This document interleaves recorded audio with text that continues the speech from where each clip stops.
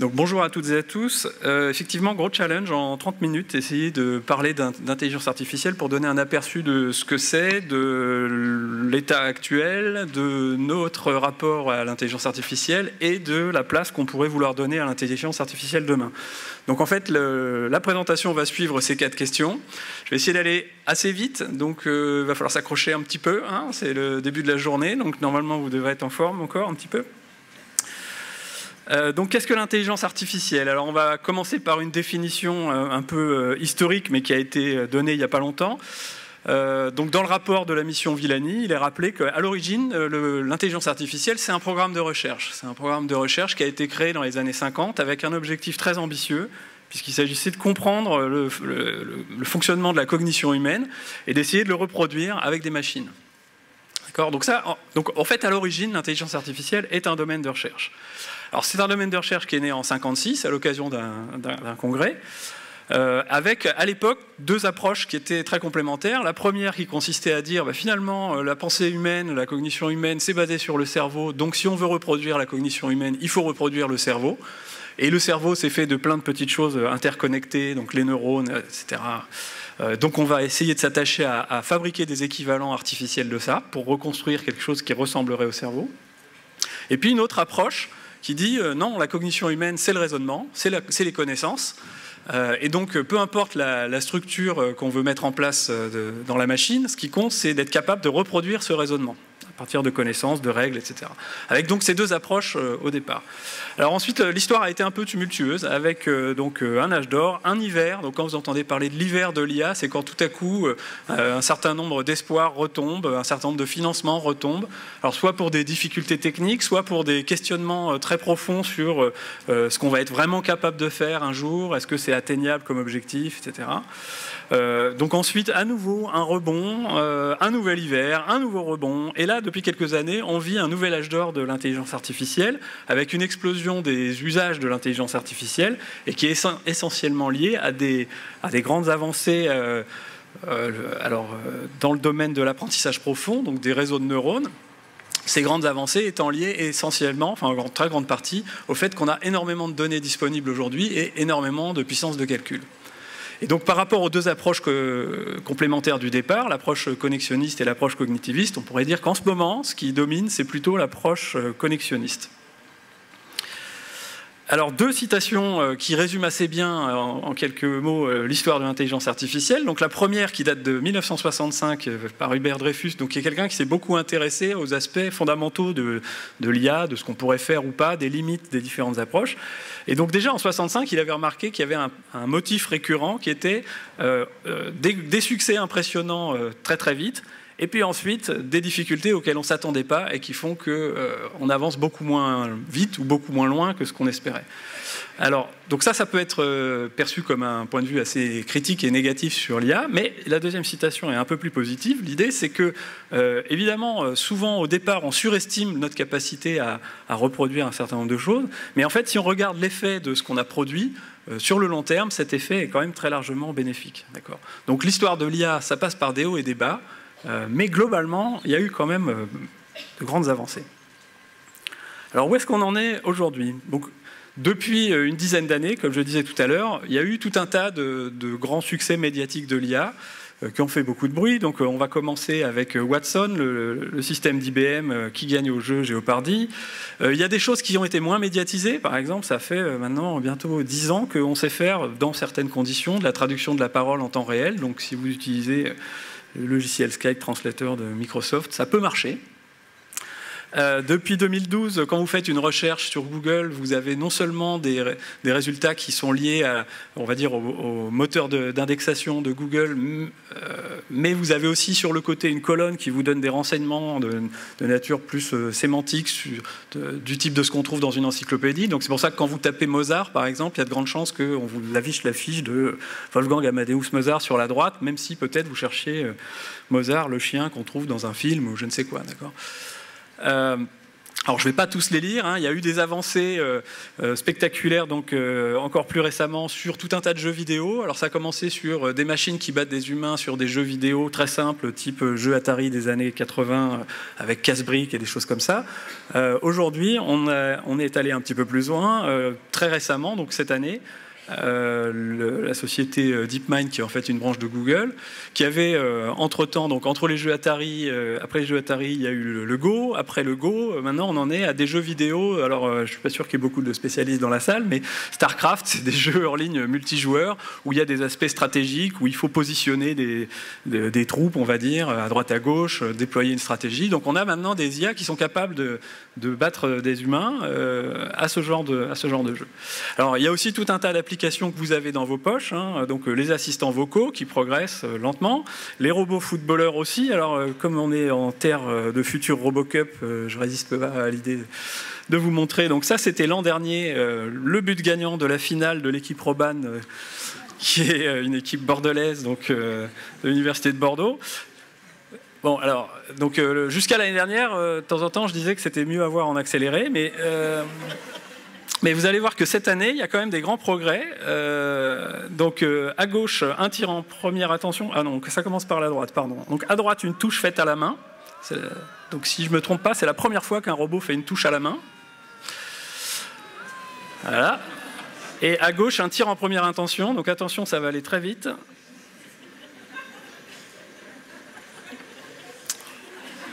Hop, d'accord, voilà. Donc l'équipe... Merci pour eux.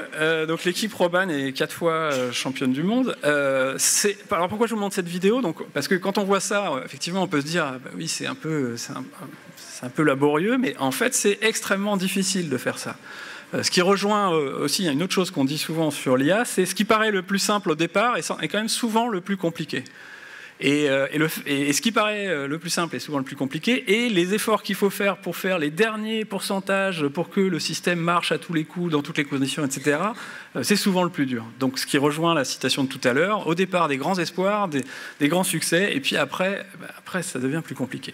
Donc c'est pour ça aussi que sur les véhicules autonomes, on a à la fois plein de grands progrès, plein de grands espoirs, mais que ça pose beaucoup de questions. Alors des questions techniques évidemment, mais aussi des questions éthiques, dont il sera peut-être question tout à l'heure dans la présentation de Martin. Alors dans l'état actuel de l'intelligence artificielle, il y a un concept qui est clé, c'est le concept d'apprentissage. Donc c'est quoi l'apprentissage? C'est la capacité d'un agent, quel qu'il soit, humain ou artificiel, à évaluer et à améliorer sur la base d'expérience ses relations avec son environnement. Donc si je reviens un petit peu en arrière, si je veux qu'un robot apprenne à jouer au bilboquet, au départ, il ne va pas être très bon. Voilà. Et puis, si on déroule la vidéo, au bout d'un certain temps, donc après un certain nombre d'essais, normalement, à force de regarder où arrive la balle, etc., le robot va être capable de jouer au bilboquet. Donc c'est ça le phénomène d'apprentissage. Alors il y a différentes façons pour une machine d'apprendre, et il y a 3 grandes façons. Alors je dis au moins 3 parce qu'après il y a des raffinements, mais donc il y a l'apprentissage par renforcement. Donc l'idée c'est vous faites quelque chose et puis un truc extérieur vous dit c'est bien ou c'est pas bien ou c'est mieux. Donc vous gagnez des points par exemple. Donc ça c'est l'apprentissage dans les jeux vidéo. La machine, tout ce qu'elle fait, c'est qu'elle regarde le score. Donc mettons vous voulez jouer à casse-brique, vous bougez la raquette n'importe comment pour essayer de faire rebondir la balle, et chaque fois que le score monte, vous vous dites ah là j'ai fait ce qu'il faut. Et c'est le fait que le score monte qui vous dit que vous allez dans la bonne direction. Après, vous avez l'apprentissage supervisé. Donc là, c'est pas la même chose. Là, on vous donne des exemples. Donc on vous montre une photo d'un chien et on dit ça, c'est un chien. On montre une photo d'un chat, ça, c'est un chat. Alors on vous en montre des millions, d'accord ? Et puis, à force de vous avoir donné des exemples de chats et de chiens, un jour, on vous montre une photo d'un chat ou d'un chien que vous n'avez jamais vu, et là, vous répondez ah, ça, c'est un chat ou c'est un chien. Et alors, le plus difficile, évidemment, c'est l'apprentissage non supervisé. C'est quand la machine est capable d'apprendre toute seule, sans qu'on lui donne ni d'exemple, ni d'indication sur est-ce que ce que tu étais en train de faire va dans le bon sens ou pas. Et ça, c'est en quelque sorte le Graal vers lequel on aimerait aller. Alors, 2 minutes sur, finalement, qu'est-ce que la machine apprend, comment elle apprend. Alors, là, c'est un exemple sur l'apprentissage profond, les réseaux de neurones. Et alors, je ne sais plus trop d'où vient cette illustration, mais c'est le genre d'illustration qu'on trouve dans des magazines grand public ou semi-grand public. Donc, on vous dit, bon...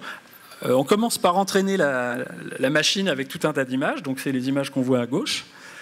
Là, l'entraînement, on ne le voit pas. Ensuite, on met une image en entrée, donc l'image du chien. Et puis, il y a des réseaux de neurones. Et dans les réseaux de neurones, il y a des couches ou des morceaux du réseau qui sont spécialisés dans la détection de certains éléments. C'est ce que vous voyez au milieu. Et puis, on vous dit, la couche supérieure du réseau, qui est celle la plus à droite, elle fait converger toutes les activations vers des catégories très simples, du style un cheval, un chien, et puis, je ne sais pas ce que c'est, le truc... Et donc, quand on met une image de chien en entrée, les informations se propagent, les signaux se propagent, et à la fin, on obtient un truc qui dit c'est 90% de chance que ce soit un chien, 10% de chance que ce soit un loup. Alors, cette illustration-là, elle a la vertu de montrer que c'est plein de choses interconnectées avec des informations qui remontent, etc. Mais par contre, là où elle est trompeuse, c'est que quand on vous montre les réseaux, là, les couches, on vous montre un bout de réseau qui correspond à une patte, un autre qui correspond à une queue, un autre qui correspond à une truffe. Et là, peut-être vous vous dites, ah bah, c'est comme quand moi je vois un animal, je repère des parties de l'animal, je les identifie, et après, quand je vois que c'est un animal qui a 4 pattes, des moustaches, des oreilles pointues, des canines comme ça, etc., je dis, ah, c'est un loup, ou c'est un chat, ou je ne sais quoi. Alors la réalité est un petit peu plus compliquée que ça. La réalité, c'est que d'abord, une image de chien, c'est pas un chien. C'est comme le tableau de Magritte, d'accord ? Donc, ce n'est pas un chien. C'est un tas de pixels. C'est un tas d'informations. Ensuite, c'est doublement pas un chien, parce que quand on dit c'est un chien, on ne dit pas c'est un chien au sens l'animal, dans le règne animal, de telle branche, qui a telle caractéristique, etc. C'est juste une étiquette qu'on met. On pourrait dire c'est une banane, ça marcherait très bien. À la fin, le réseau dirait c'est une banane. Donc si je décide que tous les chiens, je dis que c'est des bananes, ça va marcher parfaitement. D'accord ? Donc l'image n'est pas un chien, et le label, il ne faut pas mettre derrière tous les concepts que nous on met derrière le mot chien. Ensuite, au milieu, le réseau de neurones, il faut voir ça comme une gigantesque table avec plein de petits potentiomètres qu'on peut régler, donc des millions de potentiomètres. Et il faut imaginer que l'apprentissage, c'est juste positionner tous ces petits potentiomètres pour que, quand je mets une image sur laquelle il y a un chien, il y ait l'étiquette chien qui s'allume. D'accord ? Mais juste, il n'y a aucune compréhension de ce que c'est qu'un chien, de la différence entre un chien ou un chat ou un cheval, d'accord ? Donc c'est vraiment... Enfin, il n'y a pas de sens, il n'y a pas de connaissance, il n'y a pas de raisonnement, c'est juste de l'ajustement de potentiomètre. Alors, si on essaye de regarder les images qui font déclencher certaines couches du neurone, en fait, on voit ça. Enfin, on voit surtout que ça ne correspond pas justement à des parties clairement identifiées d'un animal. Donc ça, c'est un travail qui a été fait pour montrer ce qui fait que certains morceaux du réseau de neurones s'activent. Et vous voyez des images qui sont très jolies, dans lesquelles on peut voir des morceaux d'animaux, mais pas que des morceaux d'animaux, parce que si le réseau a été entraîné à reconnaître aussi des maisons ou d'autres choses, bah on a dans ces images des choses bizarres, en fait. D'accord ? Et qui ne correspondent pas du tout aux différents concepts que nous, ou aux différents éléments que nous, on associe avec une maison, ou un chien, ou un chat. Ce qu'il faut aussi comprendre, c'est qu'au final, l'apprentissage par réseau de neurones, c'est de l'apprentissage statistique. Donc, ce que ça cherche, c'est des régularités statistiques.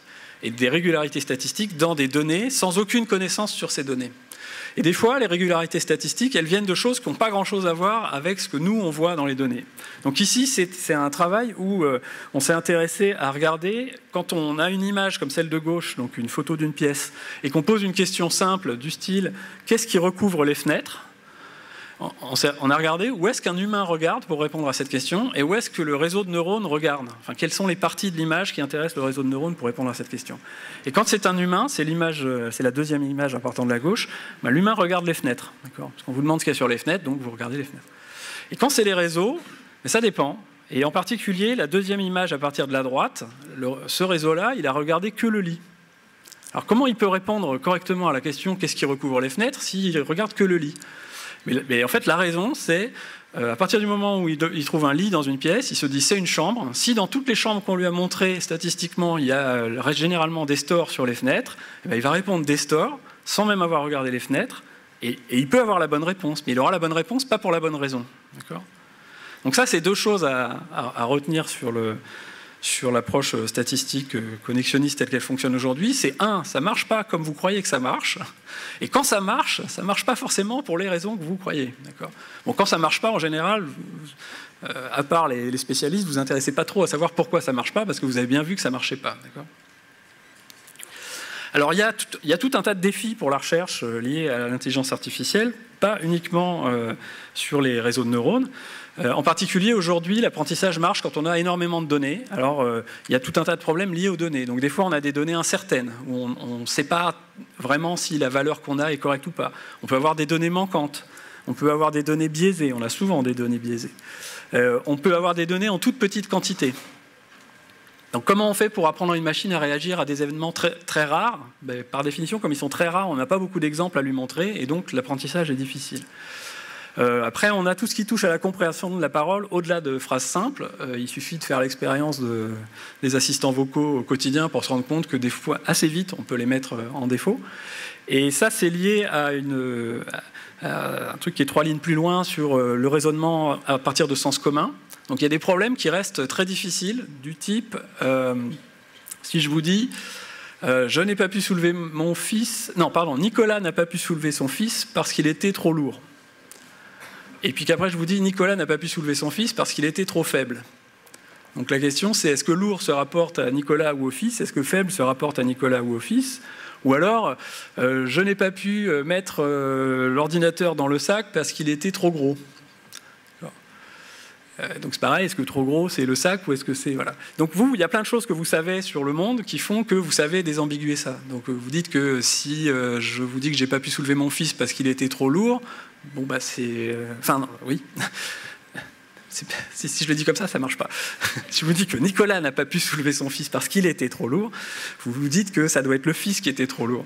Si je vous dis que Nicolas n'a pas pu soulever son fils parce qu'il était trop faible, vous dites que c'est le père qui est trop faible pour porter le fils, parce que sinon, normalement, il y arrive.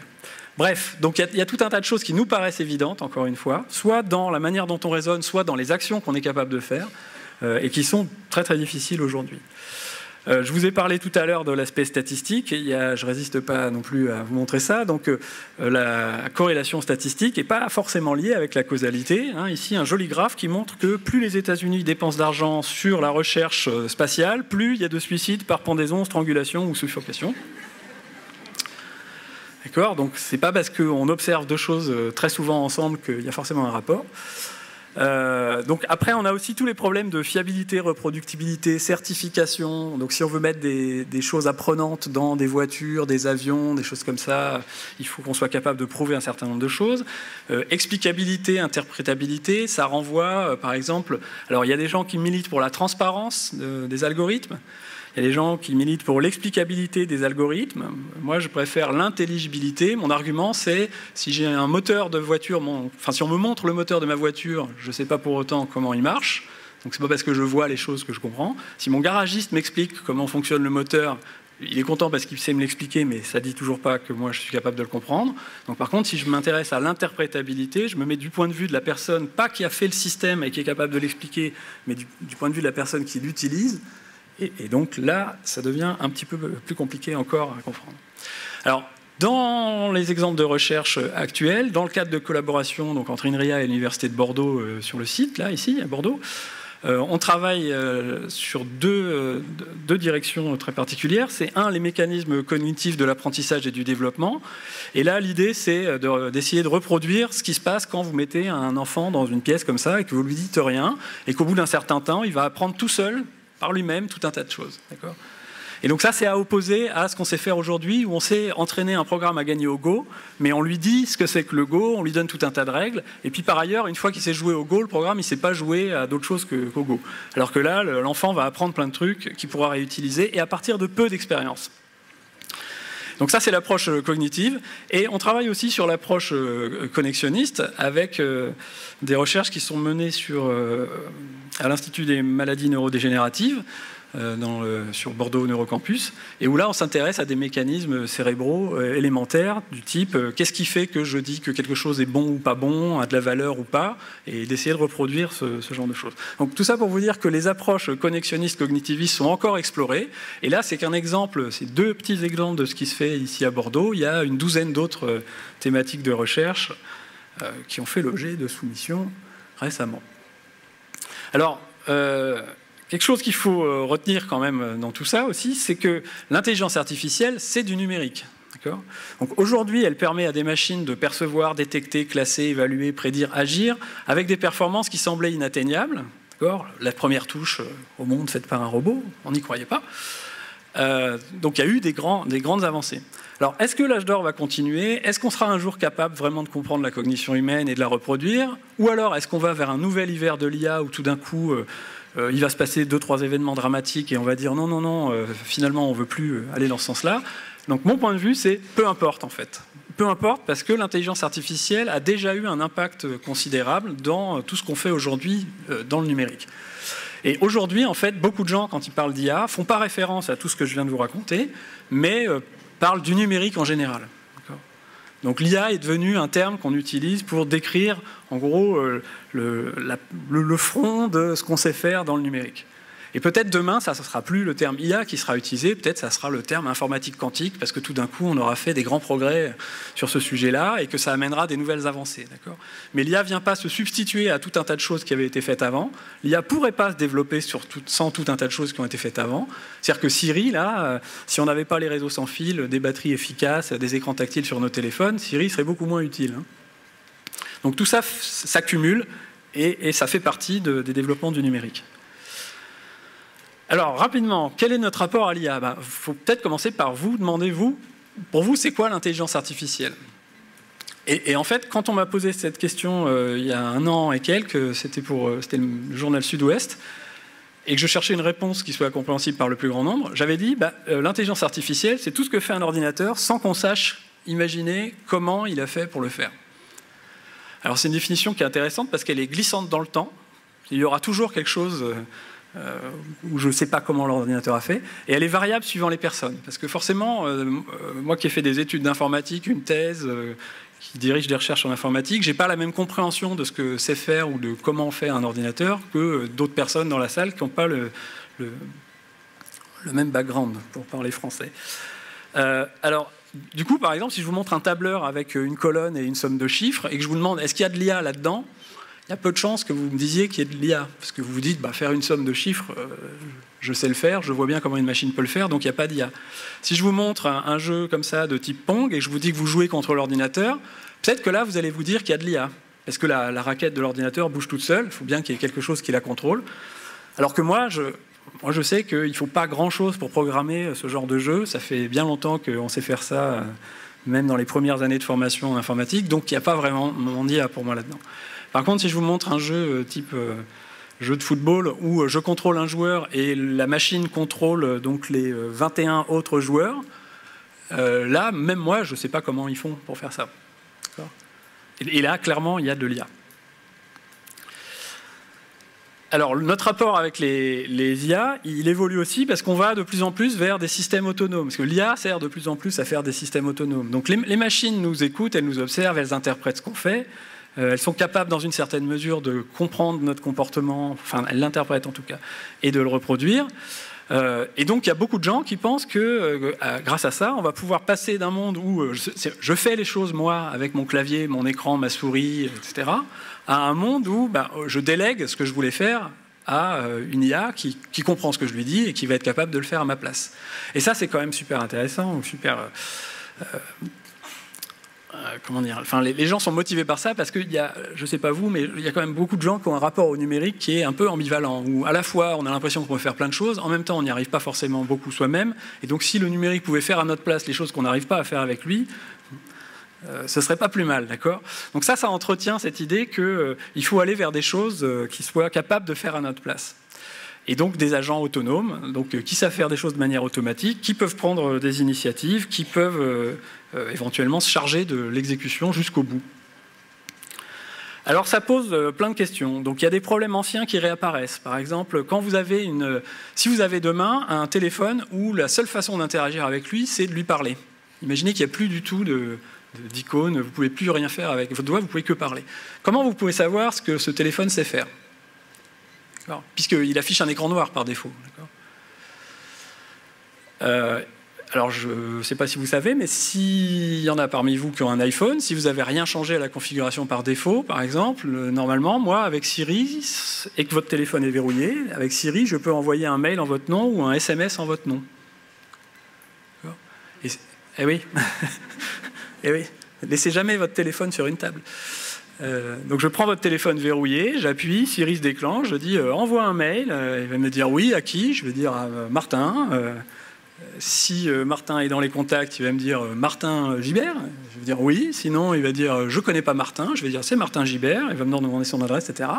Je vais dicter le mail et le truc va me demander est-ce que je l'envoie, je vais dire oui, le mail va partir, Martin va recevoir le mail de votre part sans jamais savoir que c'est pas vous qui l'avez envoyé. Donc le jour où moi j'ai découvert ça, bon, ça m'a un peu inquiété, mais surtout ce qui m'a inquiété c'est mais qu'est-ce que Siri sait faire d'autre? Donc comment on fait pour savoir ce que fait quelque chose qui n'a pas de corps, on va dire? Alors un autre problème.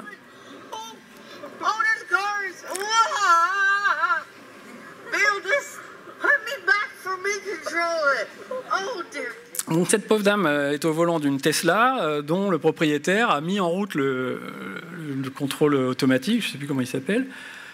Et donc elle est angoissée, elle dit redonnez-moi le contrôle, mais elle n'a aucune idée de comment le faire. Donc ça renvoie à un autre problème, c'est puisqu'on va vers des choses autonomes qui sont capables de faire à notre place, comment on fait pour reprendre le contrôle si jamais ça ne se passe pas comme on veut? Et là on retombe à nouveau dans des problèmes qui étaient très connus, déjà avec les régulateurs de vitesse sur les voitures, où un certain nombre de gens ont percuté des barrières de péage, alors qu'en théorie il suffisait de mettre le pied sur le frein ou de changer de vitesse ou quelque chose. Mais ce n'est pas parce que c'est possible que forcément on comprend ce qu'il faut faire et qu'on est capable de le faire au bon moment. Alors, ce genre de problème, c'est l'interaction homme-machine. Pardon, parce que c'est mon moment préféré de la présentation. Donc c'est Cédric Villani qui vous explique pourquoi c'est difficile. Ce qui est le plus dur souvent dans ce genre de problème, c'est l'interaction homme-machine. Et avoir un humain qui est aux manettes et qui est prêt à reprendre le volant en cas d'urgence, au cas où vraiment ça irait mal, ça ne se passe pas très bien d'habitude. Voilà, donc effectivement, une fois qu'on a délégué des choses, ça ne se passe pas toujours comme on veut. Déjà, il faut savoir comment on fait pour déléguer, et ensuite, si ça ne se passe pas comme on veut, il faut reprendre le contrôle. Et donc, même si on peut avoir cette idée que demain, des machines vont faire des choses à notre place, il faudra quand même, à un moment donné, que nous, on soit capable d'intervenir dans ce qui se passe. Alors, pourquoi c'est difficile? Mais je l'ai dit tout à l'heure, les machines ne voient pas du tout la même chose que nous, ne comprennent pas la même chose que nous, même ne comprennent pas grand-chose, en vrai. D'accord ? Et donc, il y a ce côté, elle fonctionne très différemment de nous. Et ça, si on n'a pas des éléments pour mettre ça en avant, bah forcément, on fait des suppositions qui ne sont pas bonnes. Donc ça, c'est ce que voit un véhicule Tesla quand il roule tout seul. C'est pas évident, quand on voit les trucs qui défilent, bon là, c'est en accéléré en plus, de comprendre ce que la voiture a vu, ce qu'elle n'a pas vu, ce qu'elle a bien compris, pas compris, etc. C'est aussi très compliqué parce que forcément, si on invente des nouveaux objets, on va être confronté à des nouvelles situations. Donc si je croise dans la rue une voiture dans laquelle il n'y a plus personne, quand moi, au moment où je veux traverser, comment je sais si la voiture va s'arrêter ou pas? Aujourd'hui, je regarde le conducteur. Si le conducteur me regarde, j'ai à peu près confiance dans le fait qu'il m'a vu, et donc je peux essayer de traverser. Mais s'il n'y a plus de conducteur, et même s'il y a un conducteur, mais qu'il est en train de lire un livre, comment je sais s'il est en train de lire un livre, mais en fait c'est lui qui conduit, et donc il ne faut pas que je traverse? Oui, bah, vous pourrez rire, mais ça arrive. Ou alors, il est en train de lire un livre, mais ce n'est pas un problème, parce qu'en fait, c'est la voiture qui conduit. D'accord ? Bon, donc là, j'en ai donné une série, mais donc il y a tout un tas de questions qui se posent. Comment je sais ce que c'est faire une IA? Comment je sais ce qu'elle ne sait pas faire? Comment je sais ce qu'elle est en train de faire maintenant? Comment je comprends pourquoi et comment elle le fait? Je vais revenir là-dessus, etc. Et si on ne sait pas répondre à toutes ces questions, on peut quand même se poser la question de est-ce que j'en veux vraiment? Donc, quelle est la place qu'on veut donner à l'IA demain? Alors, donc là, j'ai repris le titre de Nicole Coleman de cet après-midi, qui me va très très bien. Donc l'IA, est-ce que nous en faisons? C'est pas un truc qui tombe du ciel et qui s'impose à nous, d'accord? Chacun est libre de décider s'il en veut, s'il en veut pas, et dans quelles conditions. Et pour moi, il y a 3 questions qu'il faut se poser. C'est donc pourquoi, en un mot, pour quelles raisons vous voulez mettre de l'intelligence artificielle? Alors des fois, c'est parce qu'on sait le faire. Des fois, c'est parce qu'on sait pas le faire. Donc on se dit ah, si on sait pas le faire, c'est un sujet intéressant. Ça, c'est surtout les chercheurs. Des fois, c'est parce que d'autres le font. Alors, si j'ai encore 2 minutes. Donc ça, c'est un film extraordinaire où les Américains développent une équipe de gens avec des pouvoirs psychiques qui sont capables de tuer des chèvres en les regardant dans les yeux et de traverser des murs en courant très vite. Et donc, à un moment, quand même, un grand chef de l'armée américaine se demande « Mais pourquoi est-ce qu'on fait ça, au fait ? Enfin, pourquoi on essaye de faire ça ?» Et donc il demande, et l'autre militaire lui dit « Ah, c'est à cause des Russes. Ah, les Russes savent faire ça. Non, c'est à cause des Français. Ah, les Français savent faire ça. Non, les Français ont dit aux Russes... les Français ont dit aux Russes qu'on faisait ça, je crois que c'est quelque chose comme ça. Ah, et alors, du coup, les Russes essayent de le faire. Ah, et alors, du coup, il faut qu'on essaye de le faire. Et je ne sais pas vous, mais moi, quand je vois ça, par exemple, je m'interroge. D'accord ? Je ne sais pas si on essaye de faire ça parce que c'est faisable, ou parce que c'est difficile à faire, ou parce que quelqu'un un jour a dit qu'il allait arriver à le faire et que du coup tout le monde se précipite. Donc ça, c'est pour quelle raison ? Pourquoi en un mot ? Après, il y a le pourquoi en 2 mots. Donc dans quel but ? Qu'est-ce qu'on veut atteindre comme objectif ? Parce que l'IA, ça peut être un très bon moyen d'atteindre l'objectif, mais ce n'est pas forcément le seul.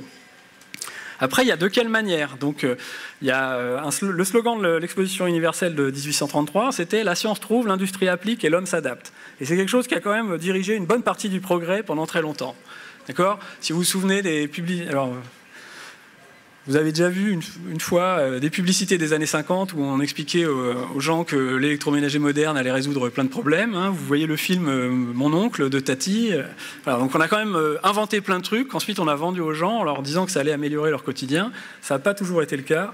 Aujourd'hui, on passe plus de temps à faire la lessive qu'à l'époque où il n'y avait pas les lave-linges, pour information. C'est parce qu'en fait, on fait beaucoup plus de lessive depuis qu'on a les lave-linges. Donc ça, c'était la façon à l'ancienne. Alors une façon dont on parle beaucoup, c'est l'humain dans la boucle. Donc moi, ça ne me plaît pas du tout ça, parce que la question c'est mais quelle boucle ? De quoi on parle ? Mettre l'humain dans la boucle, c'est en fait la première phrase. C'est comme à l'ancienne. On fait le système et après on dit ah oui c'est vrai, il y a des bibliothécaires. J'avais oublié. Donc il faut qu'on s'intéresse au facteur humain. Et puis il y a une troisième façon de faire que je trouve plus intéressante. Qui était proposé par Don Norman, qui est un psychologue américain, qui était, mais non, il faut s'intéresser à ce dont les gens ont besoin ou envie, puis ensuite la science étudie les moyens d'y arriver, puis ensuite l'industrie développe les outils qui vont bien. Donc s'intéresser aux gens d'abord. Donc pour terminer, le dernier message, c'est les IA sont des outils informatiques comme les autres. Il n'y a pas de raison de les traiter différemment. Donc elles sont conçues en réponse à des besoins ou des désirs qui peuvent être explicités. Donc des fois, c'est des besoins ou des désirs de ceux qui les fabriquent. Et donc, de mon point de vue, ce n'est pas forcément une bonne idée. Il vaudrait mieux s'intéresser aux besoins et aux désirs de ceux qui vont les utiliser. Comme tous les autres outils informatiques, les IA doivent fournir des éléments nécessaires à leur compréhension et à leur utilisation. Ce n'est pas parce que le truc est intelligent qu'il ne doit pas nous expliquer, nous donner une idée de comment il arrive au résultat auquel il arrive. On peut résumer tout ça en l'informatique doit être au service de l'humain. Et alors ça tombe bien, c'est la première phrase du premier article de la loi informatique et liberté, enfin légèrement retravaillée, qui dit que l'informatique doit être au service de chaque citoyen. Donc c'est un formidable outil, il faut s'en emparer. L'IA, c'est la dernière évolution du numérique, donc il faut s'en emparer. Mais il faut le faire en s'intéressant aux gens qui vont utiliser les services pour arriver au meilleur résultat. Et pour conclure, parce que si je ne me trompe pas, il me reste 2 minutes, une image avec laquelle j'aime bien terminer en ce moment. Donc c'est un taxi pour Tobruk. Et donc ça fait suite à une discussion un peu compliquée entre les 4 personnages. Donc Lino Ventura s'en va. Je sais pas le nom de l'autre acteur qui est à côté de lui. Pendant que les 2 autres intellectuels ont décidé de ne pas bouger. Et donc, au moment où Lino Ventura s'en va, Maurice Biraud dit à Charles Aznavour « Je crois que l'homme de Néandertal est en train de nous mettre dans l'os. 2 intellectuels assis vont moins loin qu'une brute qui marche. » Alors, pourquoi je vous montre ça ? Parce que si on se focalise sur les objectifs, et donc là, en l'occurrence, l'objectif, c'est pas rester planté dans le désert, mais c'est plutôt aller quelque part, on peut rester assis à l'infini à réfléchir et à discuter de quelle serait la meilleure façon de sortir du désert, ou réfléchir sur tout un tas d'autres trucs, ou on peut juste décider de marcher. Ce qui ne veut pas dire qu'on ne peut pas mettre un peu de progrès dans la manière dont on marche, voire même d'intelligence. On peut avoir des baskets sophistiquées, mais à un moment donné, on n'est peut-être pas obligé d'attendre d'avoir réussi à faire le truc fantastiquement intelligent qu'on essayait de faire pour arriver à rendre service aux gens à qui on voulait rendre service. D'accord ? Donc l'IA, c'est du numérique. L'IA, ça fait partie des solutions possibles qu'on peut déployer quand on veut déployer du numérique, mais ce n'est pas la seule solution. Et il y a peut-être d'autres choses sur le chemin, quand on essaye d'aller déployer de l'IA, qui vont être beaucoup plus utiles. Et je vais m'arrêter là. Merci.